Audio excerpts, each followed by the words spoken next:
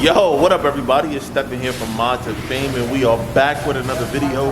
The video you guys have all been waiting on, and that is the update on Cheapokitty. Coming at you right now. Let's jump into it. But first, roll that intro.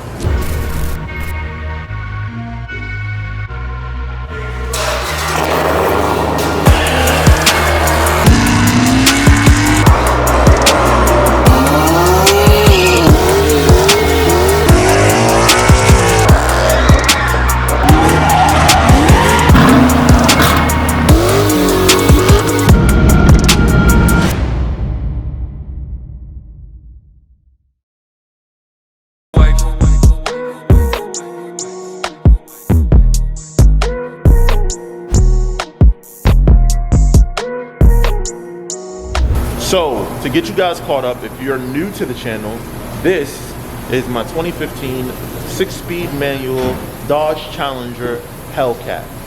This particular car is the one that pretty much got the channel going. We call it affectionately Cheapokitty because when I bought it, it was the cheapest one in the country. The reason why it's on the lift today is because late last year, I blew the car up, and it's early this year, and now we're almost fully back together. I'm gonna take you guys on this quick journey to show you what we did so far. So as I stand here below my baby, that right there is the complete motor, fully back together. What we did was, I know a lot of you want to know, what did we go with, what did we decide to do? Well, what I decided to do was, the Hellcat motor is already forged. It's a forged bottom already. Do they have stronger internals? Absolutely yes. I do not plan on spraying this car though. So therefore, I just went back with another stock Hellcat motor. The only thing that we did different was we added ARP head studs, better head gaskets, and just some like little ancillary things to help out with to making sure that everything goes back together and stays back together the way that it needs to. So that's the bottom. The heads, I decided to do the same thing. I didn't decide to do anything with the heads, just put it back on the way that it was, just new. So everything has been refreshed.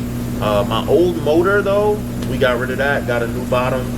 The heads, we got rid of those, got new heads. Both of them came off of low mileage cars, so we good to go. So you guys did see that video where I said that the blower was no good. So we end up having to get a new blower as well. And we still just did Joker's Performance full race port job on it. So their race port includes all the porting of the blower, the snout, ceramic bearings as opposed to the bearings that come in there. Everything so that it runs more efficiently, cooler, and the supercharger doesn't have to work as hard to make the same or if not more boost. Then they finished it off with a full, like a semi-gloss black on a blower. I didn't want to go with a crazy color in the event that I decide I want to change it up later and maybe sell my blower. It's more marketable, right? Anybody could buy a black or silver blower.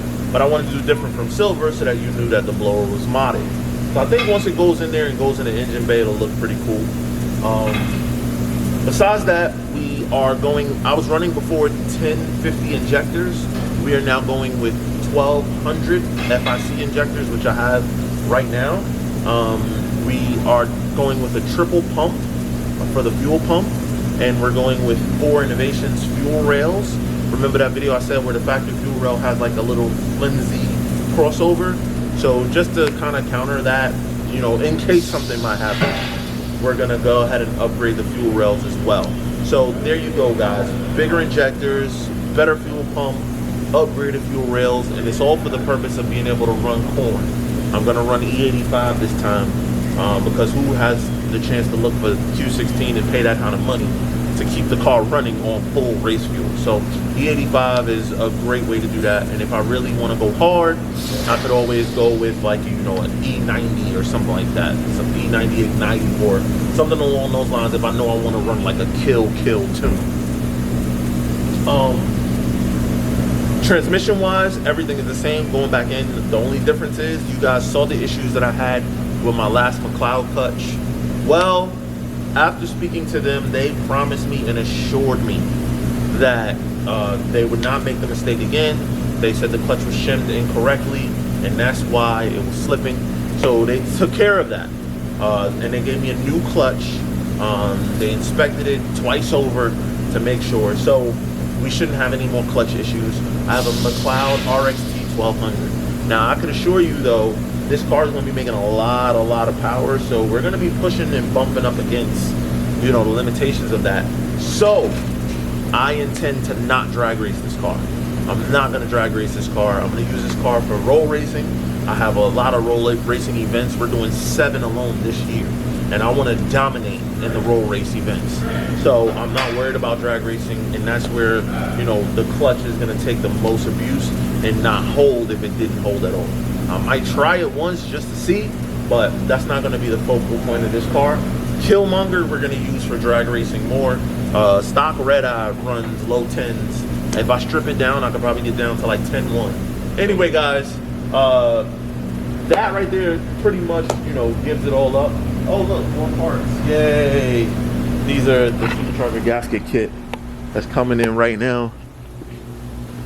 So when you do ported blower and all that kind of stuff, you have to change all of the gaskets pretty much. The manifold gaskets, and this is a full Mopar supercharger gasket kit.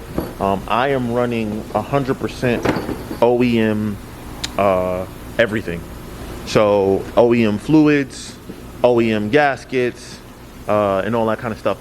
Outside of, you know, the head gaskets that we decided to run, but everything else is upgraded. So let me finish this up in a little bit, guys. I just wanted to get you a quick update of where we are so far. So I guess your question is, well, what's left, right? What's left is getting the blower put back together fully with the new gaskets, getting the blower on the engine, buttoning up there's like a couple of bolts that we got to put back in the heads. We were checking all the torque specs and all that kind of stuff. So getting that back in, putting everything back together, right? So that then we can load the motor back into the car, plug everything back up, and do its first startup. We're gonna throw oil change in there. So we're gonna throw startup oil and filter, let it run for a little bit, drop that oil and filter, and then go ahead and put the oil that's going to be in the car. I am gonna then put 500 miles on the vehicle as a break-in component. And then after all that is said and done, we're gonna put on an aggressive tune and send it. That's the idea. Anyway, guys, I hope you liked that video. And if you did, you know what to do. Like, subscribe, and hit that notification bell so you don't miss no more videos. Also, make sure you're sharing, man. You gotta let the world know the type of quality and content that we making with these fly-ass cars. But anyway, it's your boy Stefan here from Mod2Fame, and until the next video, we out.